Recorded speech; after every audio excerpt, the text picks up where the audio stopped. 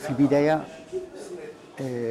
لابد من تحية خاصة للأستاذ جعفر الكنسوسي اللي تيقود هذا العمل الكبير المدني فيما يخص الحفاظ على التراث.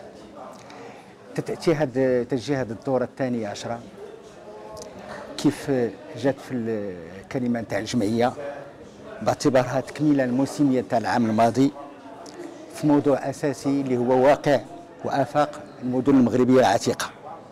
أعتبر بأن المأثورة الكبرى ديال هذه الدورة الثانية عشرة هي على أنها استحضرت بإبداع الروح بلاغ الديوان الملكي نتاع 14 سبتمبر اللي أكد على أن عملية إعادة الإعمار لا بد تكون على أساس دفع تحملات وبإشراف تقني وهندسي ينسجم مع تراث المنطقة الذي يحترم الخصائص المعمارية ديالها المتفردة.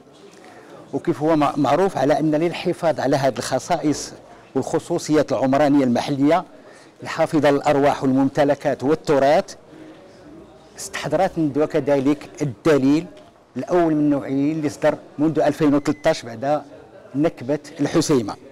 هذا الدليل اللي تأكد على أن البناء بالطين إرث حضاري مغربي تراث سوسيو ثقافي شاهد على أصالة التقاليد المعمارية والثقافية وعلى أنه شكل حل مبدع اقتصادي وإيكولوجي في الوسط القروي.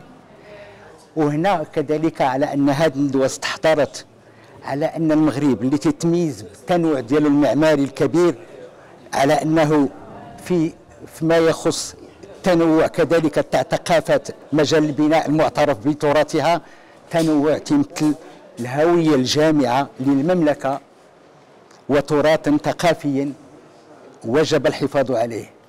الهندسة المعمارية العريقة التي تستعمل المواد المحلية من طين وأحجار وخشب وقبس ليست ذات جودة جمالية كبيرة وإنما تتمثل أيضا جوابا يتكيف مع الظروف المناخية ومع هندسة معمارية خضراء ذات جودة رفيعة.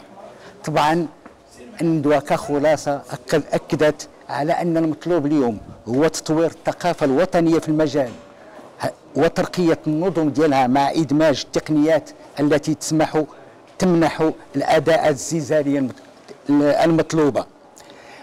آخر مسألة تقفت عليها الندوة هي أهمية الخلفيات العلمية المفصلة بمعادلات ومراجع ورسوم توضيحية مع التنبيه إلى أن الأضرار اللي تصيب البنايات بالطين من جراء الزلزال تتطلب واحد الشكل هندسي للهيكل وتدابير هيكلية من انتظام على مستوى التصميم والعلو وشكل الجدران والأسقف والفتحات والأساسات وجودة المواد وجودة طريقة الإنجاز وحالة الأمر الذي يعطينا واحد الإمكانية ديال البناءات اللي تتحافظ على الهوية الحضارية وفي نفس الوقت تتواجه كل النكسات ديال الزلزال وغيرها. وشكرا.